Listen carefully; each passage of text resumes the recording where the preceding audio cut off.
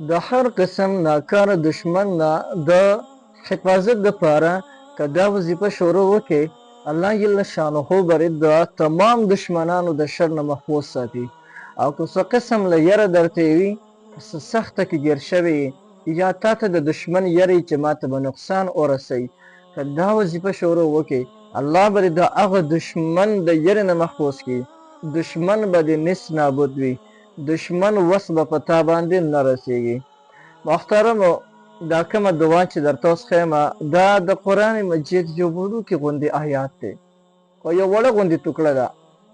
والله یعصمک من الناس انتخایی آسان دی، خو دا وظیفه به هغه یو انسان کوي چې هغه ته د دشمن نه ډېره سخته خطره وي.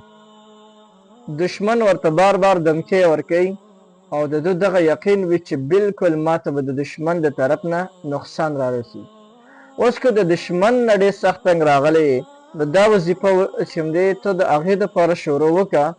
هر قسم شریر دشمن دی ولې نه، داسې دشمن چې د ستا وینې ته شپه او ورځ تږې ناست وي، رب العالمین به د دې وظیفې په برکت باندې د هغه ناروا او د هغه شریر دشمن نه به د الله جل شانه محفوظ ساتي.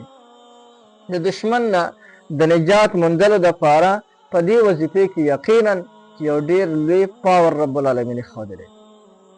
رسول الله صلی الله علیه وسلم مبارک به خپل ځان سره کله کله به د نبي علیه السلام سره باډي ګارډ ګرځېده، صحابه کرام به سره ګرځېدل. هسې نه، په دې مدینه منوره کې او مکه مکرمې کې د نبي علیه السلام دشمنان ډېر زیات دي. چېرته یو دشمن رسول الله صلی الله علیه وسلم مبارک ته نقصان ونه رسوي، دې وجې نه به صحابه کرام د رسول الله صلی الله علیه وسلم مبارک سره ګرځېدل. کله چې دا آیات مبارک نازل شو، والله یعصمک من الناس، نو رسول الله صلی الله علیه وسلم مبارک هغه ټول خلک چوټې کړل، بس زما ذمواري الله جل شانه واخسته. الله جل شانه فرمایل، وای الله جل شانه فرمایل زه به تا د خلکو د شر نه محفوظ ساتم، د خلکو نه به دې محفوظ ساتم. الله به تا د خلکو نه محفوظ ساتي. کلم چې ته دا وظیفه شروع وکړې، د دې وظیفې فواید، برکات، اثرات به پخپله ووینې. یا ساتئ، یو خو د ستا هغه دشمن دی چې هغه تا ته معلوم دی، او تا ته معلوم دی چې دا زما دشمن دی.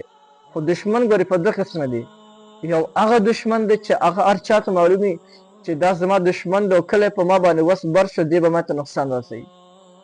یو خو دا دشمن دی. دویم دشمن هغه د ستا پټ دشمن وي چې هغه تا ته اظهار نه کوي، خو لیکن چې کله په تا باندې وس بر شو، نو تا ته به لازما نقصان رسوي. هغه ته ویلی شي دغه چې کوم دی د سپینو جامو غل، یا چې کوم دی د پټې جامې دشمن.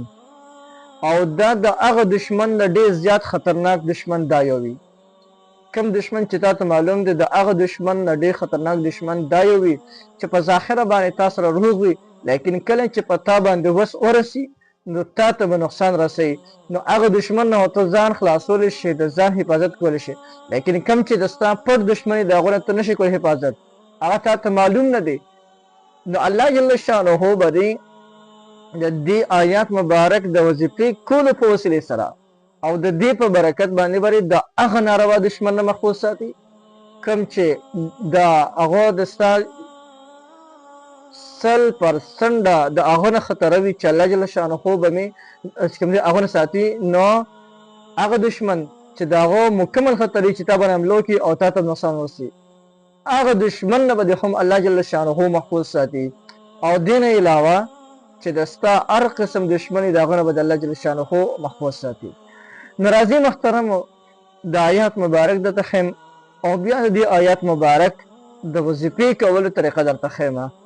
آیات مبارک دا دی بسم الله الرحمن الرحیم، والله یعصمک من الناس، صرف دومره، والله یعصمک من الناس، مخکې به ته بسم الله الرحمن الرحیم خامخا وایې. د هر فرض منځونه پس به دغه آیات مبارک والله یعصمک من الناس، دغه آیات مبارک به د هر فرض منځونه پس سل پیرې وي او د زړه د اخلاص به وي. او کلم چې دغه چې دی آیات مبارک وي، نو په ځان ته به تصور کې دا خبر راولئ چې الله جل شانه دې ما د تمام دشمنانو نه محفوظ ساتي چې څومره یری دي ګبراهټ وي هغه تمام ګبراهټ ته الله جل شانه زما ختم کړي ان شاء الله د دې آیات مبارک په وسیله باندې به الله جل جلاله د هر قسم ذلیل د هر قسم چې کوم دی اشرپسند دشمن نه به الله جل شانه چې کوم دی هغې نه به رب العالمین محفوظ ساتي نو محترم یو ډیره زبردست او ډیره زیاته مفیده وظیفه مې درته وښوله بالکل دا وظیفه تاسو کولی شئ د دې وظیفې تاسو ټولو ته مکمل اجازت دی